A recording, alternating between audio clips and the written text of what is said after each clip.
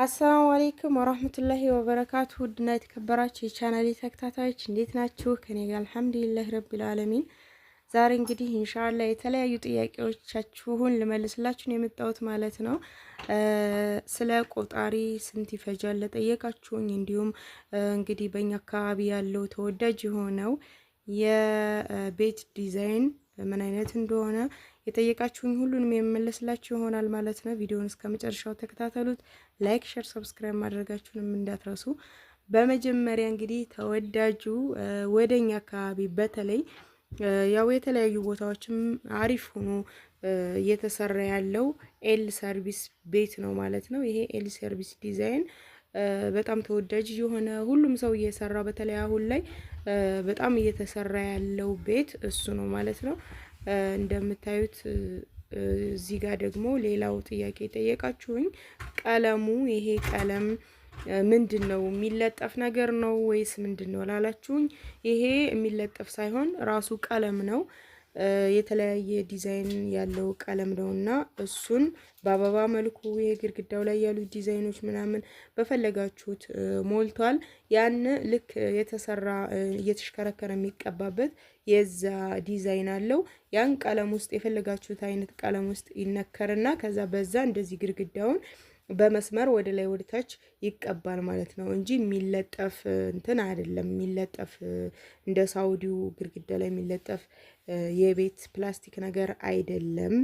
ይሄንንም ስትጠይቁኝ ስለነበረ ነው። ሌላው ነገር ደግሞ አሪፉና ተወዳጁ ቤት እንደነገርኳችሁ ኤል ሰርቪስ ቤት ነው ማለት ነው።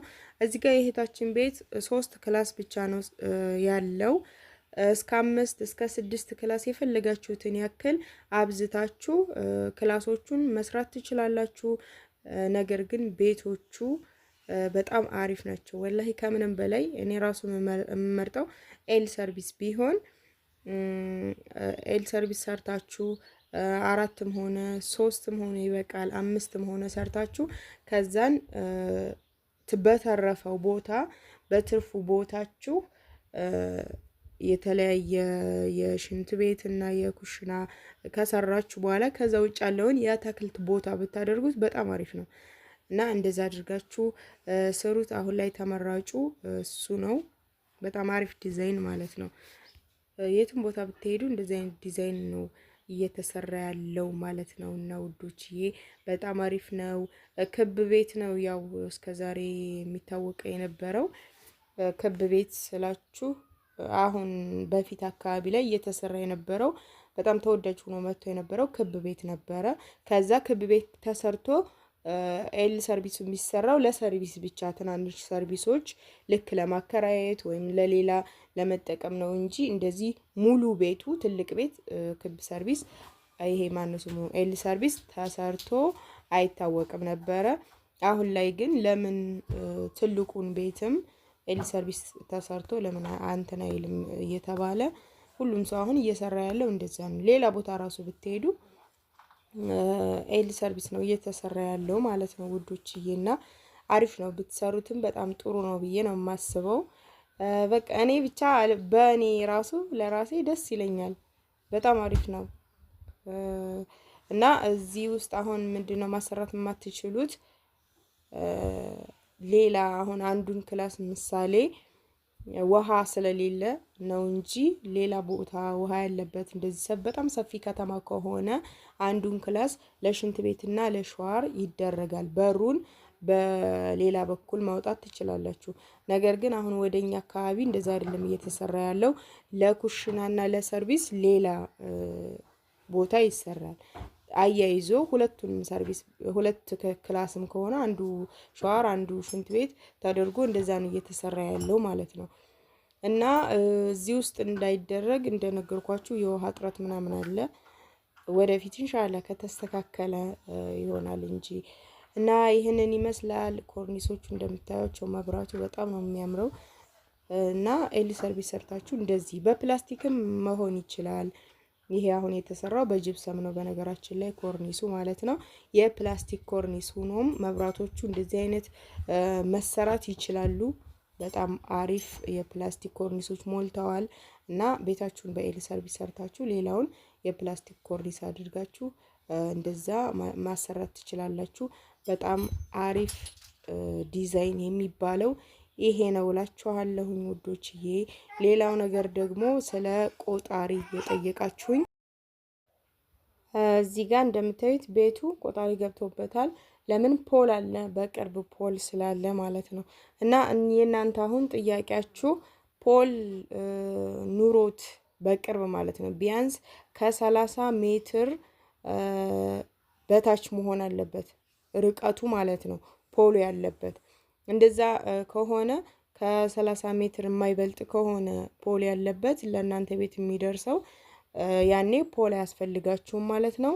እናንተ የምታስገቡት ቆጣሪ ብቻ ነው። ስለዚህ ለቆጣሪው ብቻ 5000 6000 ብር ነው የሚከፈለው። በቃ 5000 ብላችሁ ብታስቡት የገመዱንም የቆጣሪውንም የሁሉንም ችሎ 5000 ብር ትከፍላላችሁ ማለት ነው። እንደዛ ነው እስካሁን እየገባ ያለው ማለት ነው።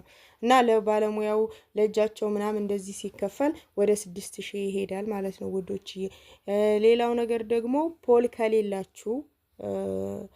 ከሌላችሁ አሁን ፖል 16000 ብር ነው ፖሉ በራሱ ማለት ነው ፖሉ ብቻ እና 16000 ነው። ይህ ማለት ቆጣሪው ሲገባ ቆጣሪው ሲጨመርበት 5000 ወይ 6000 ሲጨመርበት 20000 ወይም 21000 ይገባል ማለት ነው። እና የአካባቢያችሁ ርቀት ይወስነዋል። አሁን እኛ ጋር እንደነገርኳችሁ ያልገባበት ምክንያት ትራንስፈርመር ስለሌለ ነው። ዋናው ትልቁ ማከፋፈያ ትራንስፈርመር የለም ሲጀመር። እሱ ስለሌለ መብራት ወደዚህ መግባት አይቻልም። ከላይ ተስቦ ቢመጣ ራሱ ገመዱ በጣም ፓወሩን ዝቅተኛ ያደርገዋል። እና በአካባቢያችሁ ትራንስፈርመር ሊኖር ይገባል። የፖል ግንድ ሊኖር ይገባል። ስለዚህ የፖሉ ግንድ ውድ ስለሆነ እስከ 16000 ብር እስከ 16000 ብር በቃ 16000 ብር ነው አሁን ላይ ማለት ነው። እያደር እንግዲህ ሊጨምር ይችላል። አላሁ አለም። አሁን ላይ እያስገቡ ያሉት እንደዚህ ነው። እና እስከ 20000 ብር 21000 ብር ከፍላችሁ ሙሉ ቆጣሪ እስከ ፖሉ ገመዱን ሁሉን ችሎ ቤታችሁ ቆጣሪ ማስገባት ትችላላችሁ ማለት ነው። እና ይህንን ይመስላል እንግዲህ ያለኝ መረጃ። ፖል ካለ ደግሞ ከ30 ሜትር በታች ከሆነ የፖሉ ርቀት ለእናንተ ቤት እናንተ በ5000 በ6000 ብር ቆጣሪ ማስገባት ትችላላችሁ ቤታችሁ እላችኋለሁኝ ውዶችዬ። እና ስለ ቆጣሪ የጠየቃችሁኝ ያለኝ መረጃ ይህንን ይመስላል እላችኋለሁኝ። ያላችሁን አካባቢያችሁን አጥርታችሁ መጠየቅ ትችላላችሁ። የመብራት ኃይሎችን ማለት ነው ውዶችዬ። ማመልከቻ ምናምን ወረቀት ይገባል መጀመሪያ። ያ ወረቀት ከገባ በኋላ ክፍያው በሜሴጅ ይመጣላችኋል። ክፍያውን ከከፈላችሁ በኋላ ቆጣሪው ይገባላችኋል ማለት ነው። እንደዚህ ነው። ሌላም እንግዲህ ሀሳብ አስተያየት ካላችሁ የምትጠይቁት ጥያቄ ካላችሁ ኮሜንት ላይ ጻፉልኝ፣ የምመልስላችሁ ይሆናል ማለት ነው። ለዛሬ ያለኝ ቪዲዮ ይሄንን ይመስል ነበር። ላይክ፣ ሼር፣ ሰብስክራይብ ማድረጋችሁን እንዳትረሱ። በሌላ በቀጣይ ቪዲዮ ተመልሼ እስከመጣ አላህ ሰላማችሁን ያብዛው፣ አገራችንን ሰላም ያድርግልን። ወሰላሙ አለይኩም ወራህመቱላሂ ወበረካቱ።